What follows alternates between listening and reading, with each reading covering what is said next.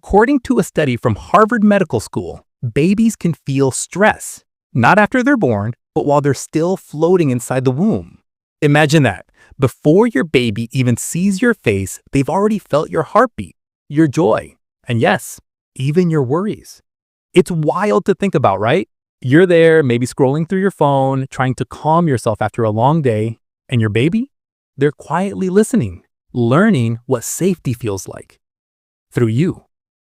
You see, the womb isn't just a place where a body forms. It's where a story begins. Every heartbeat, every hormone, every moment of peace or panic becomes part of their first emotional language. Here's the part most people don't realize. Babies don't need words to understand the world. They feel the world through rhythm, warmth, and sound. When a mother laughs, her baby's heart rhythm actually synchronizes. It becomes more stable, steady, calm. But when she's anxious or angry, cortisol, the stress hormone, travels through the placenta like a tiny emotional messenger. And the baby? They don't understand why, they just feel something's not safe. And this is where psychology gets both magical and terrifying, because every emotion you feel during pregnancy, joy, fear, sadness, peace, doesn't just vanish, it echoes. It teaches your child what love or danger might feel like long before they even have eyes to see it. Some scientists even call the womb the first classroom of emotional intelligence. Crazy, right? While you're craving pickles at 3 a.m., your baby's already taking their first psychology lesson from you. But don't panic. This isn't about being a perfectly calm mother. That doesn't exist. You're human. You'll have days when you cry, days when you shout at the microwave for burning your popcorn. That's okay. What matters isn't perfection. It's connection. You see, emotions aren't just transmitted. They're translated. When a mother feels fear but then takes a deep breath, calms herself and whispers, "It's okay," the baby learns something even more powerful than peace. They learn recovery. They learn that even when things go wrong, safety can return. It's kind of poetic, isn't it? The baby learns emotional resilience before they even take their first breath. Think about this. In the last trimester, a baby can recognize the mother's voice. Not by meaning, but by tone, rhythm, and vibration. That's why when they're born, that same voice instantly soothes them. It's their first home sound. Even if the world feels cold and strange, that voice means, "I know this. I'm safe." You might think they're just a tiny creature without memory, but the womb imprints emotional patterns, like invisible fingerprints. That's why some babies are more easily soothed, while others come out a little more sensitive to loud noises or stress. They're not difficult, they're just carrying echoes of emotions they didn't choose but somehow already understand.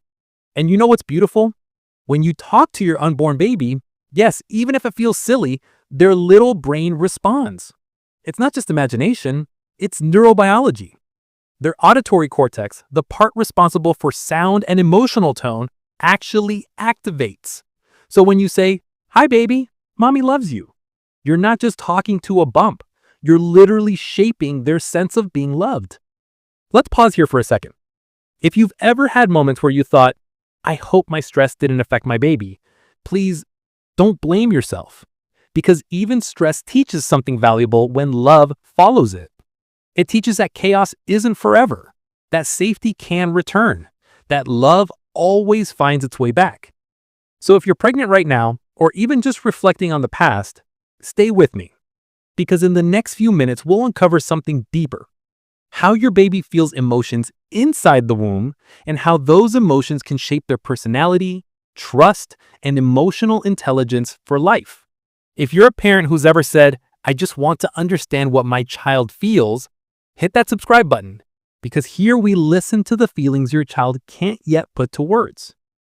Now, here's the thing that gives every psychologist goosebumps. Studies from Yale and the American Psychological Association found that emotional regulation, our ability to calm down after stress, begins not in childhood, but in the womb.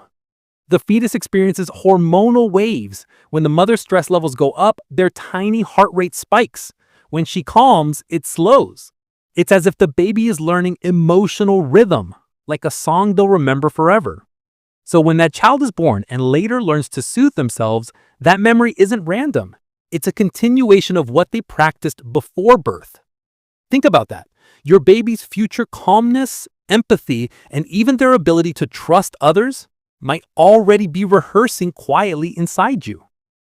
And maybe that's what's most miraculous about motherhood. It's not just creating a body, it's sculpting an invisible emotional world. Because when you smile, they feel warmth. When you cry, they feel movement and rhythm. When you love, even silently, their cells remember it.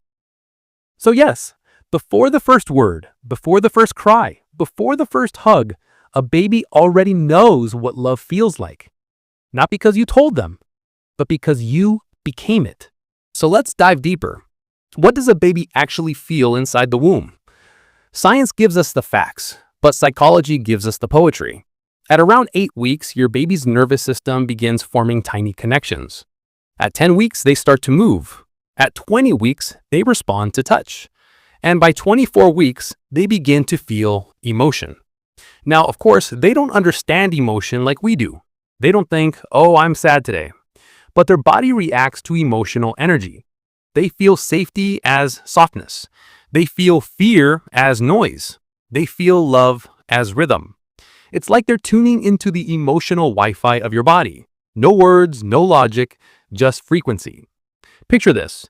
You're sitting quietly, maybe having tea. Your thoughts drift. You remember something painful. Your chest tightens and you sigh. In that same moment, your baby's heartbeat slightly changes. Not because they know your story, but because they feel your emotional weather shift. Inside the womb, your baby doesn't just hear your heartbeat. They live inside it.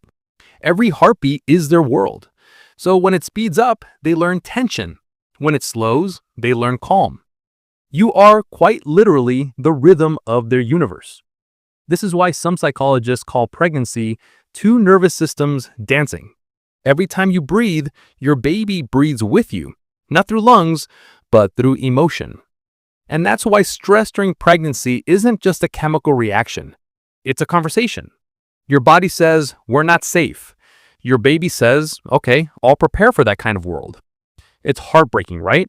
But also strangely beautiful. Because this means your baby trusts you completely, even in chaos. They don't judge your emotions. They just want to learn how to survive with you. And that's where love comes in. Not the fairy tale kind, but the quiet, exhausted kind.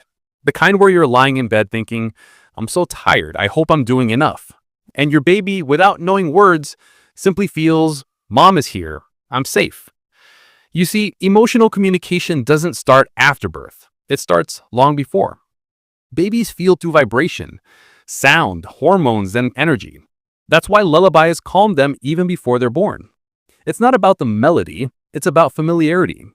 The womb is their first concert, and your voice is their favorite song. Let's talk about one of my favorite studies. Researchers at the University of Helsinki discovered that babies remember certain melodies that were played repeatedly during pregnancy.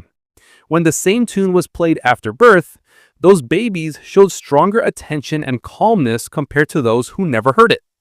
So yes, the song you hum while washing dishes might actually become your child's emotional comfort years later. You're not just humming, you're building memory. And here's something even more astonishing. Babies exposed to consistent affection and emotional warmth in the womb tend to show stronger attachment behaviors after birth. They look for the mother's eyes faster. They recognize her scent, her tone, her rhythm, as if to say, I know you. You were my world once. Now, let's flip the coin for a moment. What happens when pregnancy is full of anxiety, conflict, or emotional isolation? No guilt here, okay? Just truth. Because life doesn't pause when you're pregnant. Bills still arrive, arguments still happen, and the world doesn't always cooperate. But here's the powerful twist. Even when the womb feels like a storm, love is still the strongest frequency your baby can tune into. You can cry, you can worry, you can break, but every time you whisper, it's okay, baby, mommy's here, you send out an emotional beacon that says, this world may be hard, but you're not alone in it. And that one message is everything. Because what shapes a child isn't a mother who never feels pain. It's a mother who keeps loving through it. Now think about this with me. When your baby grows up and faces their own storms, heartbreak, stress, confusion, Their brain will reach for patterns of emotional safety that they first learned from you. That soft hum, that steady heartbeat, that calm after the storm. It becomes their emotional blueprint. This is why so many psychologists say the womb remembers. Not in memory, but in tone. It's the difference between a child who reacts to fear by running away and a child who pauses, takes a breath, and waits for calm. One learned that safety disappears when things get hard. The other learned that safety always returns. You taught that without saying a word. So maybe instead of worrying whether you are doing it right, you could whisper something different to yourself tonight. My baby doesn't need perfection. My baby needs presence. Because inside that tiny world of warmth and heartbeat, you are already shaping a mind that will one day feel love, trust, and hope, the same way you felt at first. And honestly, that's the most sacred thing about being human. We don't just pass on DNA, we pass on emotional memory. Let's imagine something for a moment. A baby, floating quietly in the womb, surrounded not by silence, but by symphonies. The steady drum of the heart, the whoosh of blood like ocean waves, the muffled melody of a mother humming softly to herself. That's their world. That's their safe place. It's dark, but it's full of meaning. And every sound, every movement, every rise and fall of emotion becomes part of their emotional map. Now, fast forward years later. That same baby is now a child, maybe 5 years old. You notice how they flinch when someone shouts, or how they light up when you smile. And you wonder, how do they already feel things so deeply?